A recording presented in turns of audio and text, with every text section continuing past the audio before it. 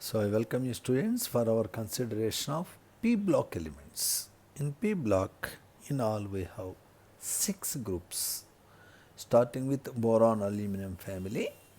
All these members have ns2 np1 configuration in valence shell. Boron configuration is 1s2 2s2 2p1 with atomic number 5, and aluminum will have naturally 3s2 3p1, so on. When you are coming at gallium, indium and thallium, their configuration will have a configuration like n minus 1 d10 ns2 np1. Okay, therefore the gallium and indium and thallium, which have 18 electrons in n minus 1 level, have marked similarities. Boron, which has just 2 electrons inside, like 1s2 2s2 2p1, its core electrons are only 2, so it is extremely small atom, and moreover it has no empty d orbitals in the outer level, and its electronegativity is highest in the family, so it behaves differently from the rest of the 13th group elements. All the p block elements are like 13th group, 14th group, 15th group, 16th group, 17th group, 18th group. The number of electrons in their valence shell is equal to group number minus 10. So they can use all these electrons in bonding. In boron aluminum family, group number minus 10 means 3. So they can use all the 3 electrons for bonding. So the common oxidation state can relate to the number of valence electrons. So carbon silicon family 14th group, they have 4 valence electrons arranged like ns2 np2, and always the first element in p block, that is boron in 13th group, carbon in 14th group, nitrogen in 15th group, oxygen in 16th group, fluorine in 17th group, behave differently from the rest of the group elements owing to their small size, high electronegativity, their absence of d orbitals in the valence shell. Because of these reasons, also the carbon, nitrogen, oxygen, the first elements have the ability to make multiple bonds. They make what is called as p-pi p-pi bonds. This ability to make p-pi p-pi multiple bonds, they have due to their small size. If you look at nitrogen phosphorus family, in nature nitrogen exists as N2 gas, N triple bond N. N is able to make a triple bond with itself. But if you look at phosphorus, phosphorus cannot make P triple bond P like N2. It can make 3 bonds with 3 different phosphorus atoms. It exists like P4. Why phosphorus exists like P4 means phosphorus is not able to make P triple bond P like nitrogen. Actually they have to make 3 bonds because they have 5 electrons. If they make 3 bonds, they also get 8 electrons and stability. In order to make 3 bonds, nitrogen may choose another nitrogen to make a triple bond. But phosphorus cannot make a triple bond with another P as nitrogen. It makes P4. It means each P tries to make 3 bonds with other 3 phosphorus atoms. This makes a structure which is having acute angles between PPP in P4. Due to that bond strain, the yellow phosphorus is highly reactive. Anyway, that is a different story.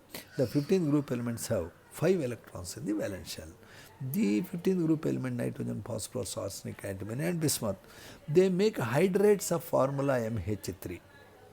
Do you know that ammonium salts, NH4 taken twice CO3, it easily gives ammonia gas, and if somebody becomes unconscious, if one inhales this ammonia gas, he gains his consciousness. The athletes, especially boxers, when they are lifting weights, if they feel low, they try to inhale the smelling salt and they get that josh. All other hydrates of the 15th group, PH3, SH3, SPH3, etc., are also very, very suffocating gases and they are toxic. Hence, they are called nicogens. Nicogens means the elements which make strong suffocating hydrates. The 16 group elements are called chalcogens because the oxygen, sulfur, selenium, these elements make very many ores.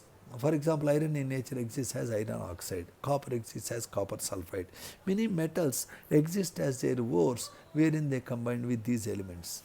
Because they are making ores, they are called chalcogens. 17 group elements because they are generally constituents of sea salts like NaCl, NaBr, NaI, etc.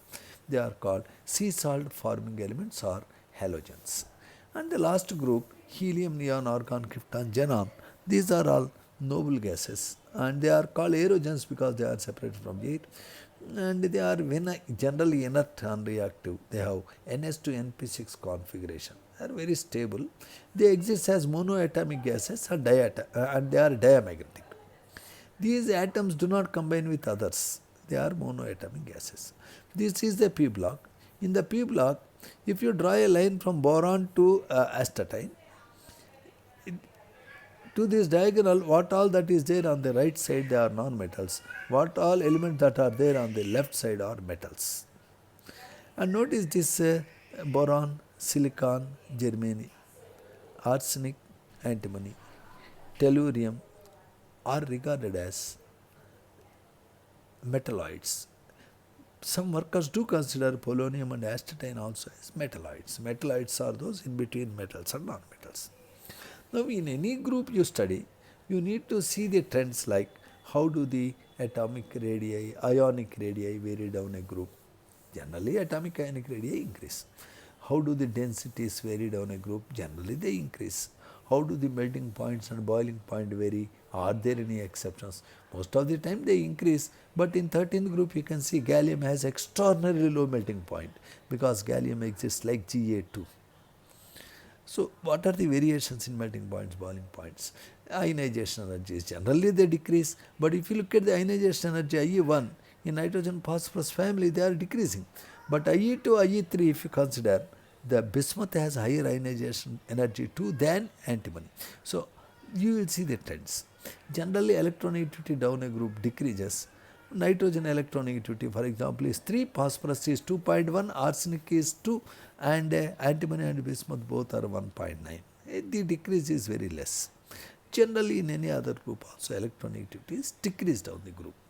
There is a general irregularity in electron gain enthalpies, never mind.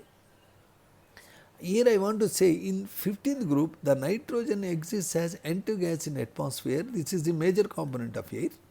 The nitrogen exists in earth crust as saltpaters. Chile saltpeter is NaNO3, Bengal saltpeter is KNO3, Norway saltpeter is calcium nitrate. Also, the nitrogen is a component of urea.